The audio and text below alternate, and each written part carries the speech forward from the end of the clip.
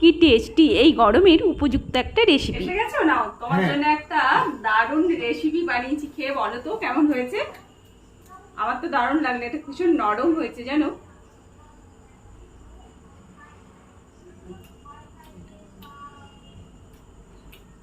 বাহ, কি দিয়ে বানিয়েছো গো, খুব সুন্দর হয়েছে। তাই আমি এটা কি দিয়ে বানিয়েছি চলো বন্ধুরা তোমাদের সাথে শেয়ার করি আমি কিভাবে। হাফ বাটি সুজিকে আধা ঘন্টা ভিজিয়ে রেখেছিলাম, আর হাফ বাটি মোটা চিড়েকে 2 ঘন্টা ভিজিয়ে রেখেছিলাম, সেই জন্যই ফুলে এতটা ডাবল হয়ে গেছে। একটা মিক্সিং বলে নিয়ে নিলাম, পরিমাণ মতো লবণ নিলাম, আর স্বাদের জন্য একটু লঙ্কার গুঁড়ো, গোলমরিচের গুঁড়ো, আর কালারের জন্য একটু হলুদ দেওয়ার পর গ্রেট করে রাখা গাজর, ধনেপাতা কুচি, লঙ্কার কুচি, 2 টেবিল স্পুন টক দই দিয়ে খুব ভালো করে হাত দিয়ে মেখে নিলাম। ব্যাস, এরপর বাইন্ডিংয়ের জন্য 2 টেবিল স্পুন আতপ চালের গুঁড়ো দিয়ে সেটা দিয়েও খুব ভালো করে মেখে নেওয়ার পর ঠিক এরকম হবে ব্যাটারটা। ব্যাটারের ঘনত্ব দেখলেই বুঝতেই পারবে হাতাতে আমি যখন তুলবো। ফ্রাইং প্যানে তেল ব্রাশ করার পরেই আমি ব্যাটারটা দিয়ে দিলাম। ব্যাস, তারপর হাতার সাহায্যে একটু স্প্রেড করে দিলাম। যখন উপরের অংশটা পুরো টেনে আসবে, একটু শক্ত মতো হয়ে যাবে, তখন উপর থেকে একটু তেল ছড়িয়ে দাও।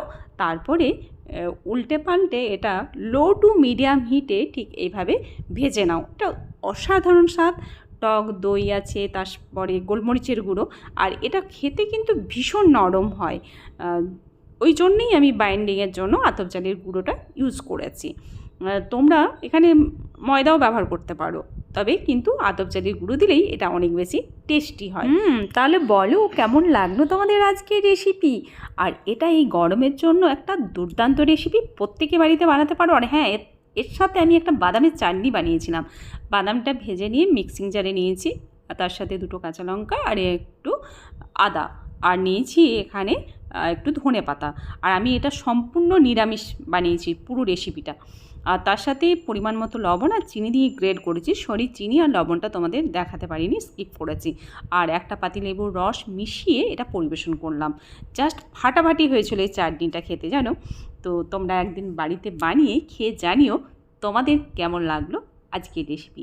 চলো তাহলে আজকে আসি, আর দেখা হচ্ছে নতুন কোনো রেসিপি নিয়ে। টাটা।